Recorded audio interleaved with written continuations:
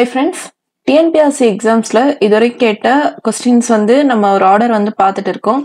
So இதில் வந்து பார்த்தீங்கன்னா சில கொஸ்டின்ஸ் வந்து கொஞ்சம் அதிகமாக பல்காக வந்திருக்கு அண்ட் எக்ஸாம்ஸ்க்கு ரொம்ப முக்கியமாகவும் இருக்கும். அந்த ஆர்டரில் நம்ம வந்து ரீசனிங் ஆல்ரெடி ஒரு 143 கொஸ்டின்ஸ் வந்து நம்ம ஆப்பில் ஃப்ரீ மெட்டீரியல் செக்ஷனில் வந்து கொடுத்துருந்தோம்.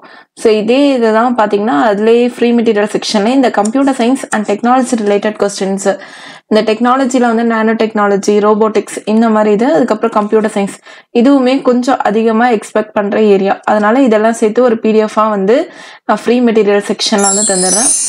அண்ட் இதில் ஒன் மோர் இன்ஃபர்மேஷன், நம்ம ஜென்ரல் ஸ்டடீஸ் ரிவிஷன் கோர்ஸ் வந்து குரூப் டிஏ மெயின்ஸ்க்கு வந்து போய்கிட்டு இருக்கு.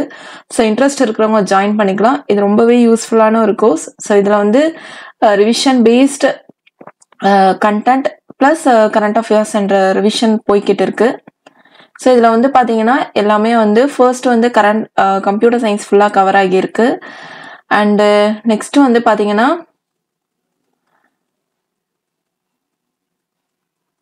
ஸோ ஃபர்ஸ்ட் 26 வந்து கம்ப்யூட்டர் சயின்ஸ்.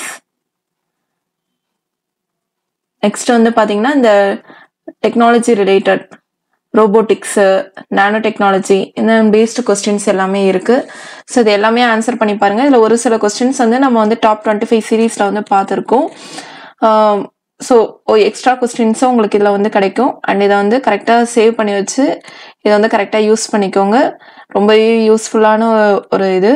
ரீசனிங் வந்து இன்கேஸ் நீங்கள் அந்த கொஸ்டின்ஸ் தான் எடுத்து சால்வ் பண்ணலைன்னா அதை சால்வ் பண்ணி பாருங்கள். ஓகேவா?